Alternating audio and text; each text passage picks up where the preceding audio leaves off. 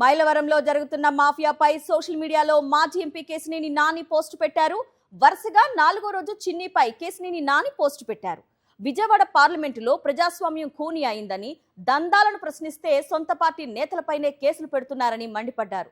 వసంత కృష్ణ ప్రసాద్ వెనుక ఎంపీ చిన్ని ఉన్నాడని ఆరోపించారు. చిన్ని అనుచరులు మాఫియా సామ్రాజ్యం నడుపుతున్నారని విమర్శించారు.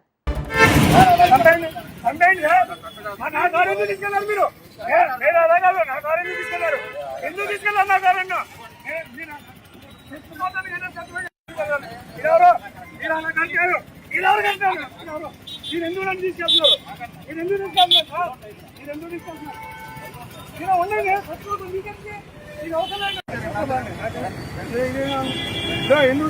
నా కారు?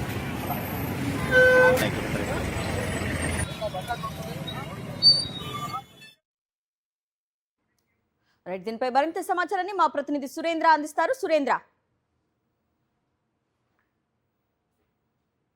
ఎంపీ కేశినేని నాని స్థానిక ఎంపీ కేశినేని చిన్నిపై ఆరోపణలు చేస్తూనే ఉన్నారు. గత కొంతకాలంగా రాజకీయాలకు దూరంగా ఉన్నారు. అయితే 4 రోజులుగా ఒక్కొక్క అంశాన్ని కూడా ఆయన సోషల్ మీడియా వేదికగా బయట పెడుతున్న పరిస్థితి కనిపిస్తుంది.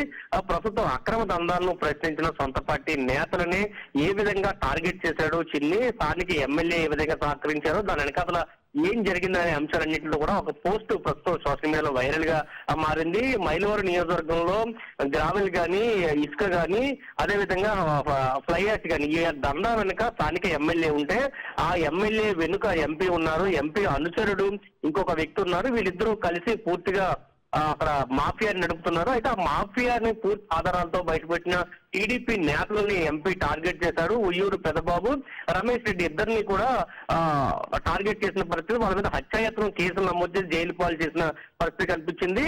దీని మీద తక్షణం ప్రభుత్వం చర్యలు తీసుకున్నట్టు ఆయన కోరిన పరిస్థితి కనిపించింది. అయితే 4 రోజుల నుంచి కూడా ఆయన వరుసగా పోస్టులు పెడుతున్నారు. 2 ఏళ్లుగా రాజకీయాలకు దూరంగా ఉంటే తన స్నేహితుడైన, తనకు రాజకీయాలతో సంబంధం లేదు అటువంటి వ్యక్తిని తాతినేని రాంబాబు అనే వ్యక్తి మీద క్రిమినల్ ఫిర్యాదులు చేశారు. దాని మీద పూర్తిగా ఆయన అరెస్ట్ చేసే ప్రయత్నం చేశారంటూ కూడా ఆయన పోస్ట్ పెట్టాడు.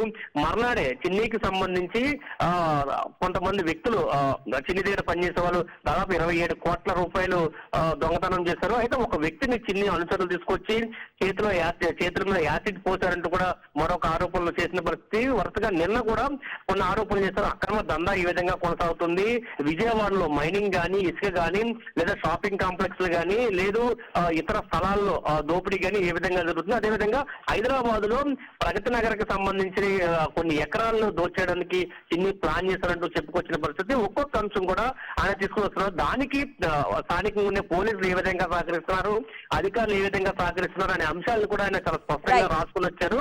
అయితే ఈ అంశాలకు సంబంధించి వారు ప్రస్తుతం ముగిసే పరిస్థితి కనబడుతుంది. రోజు కూడా నాని చేసిన వ్యాఖ్యల మీద చిన్ని కూడా రివర్స్ పోస్టులు పెడుతున్నారు.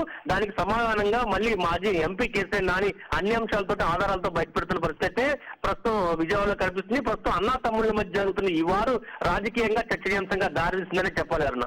Okay Surendra, thanks for the updates.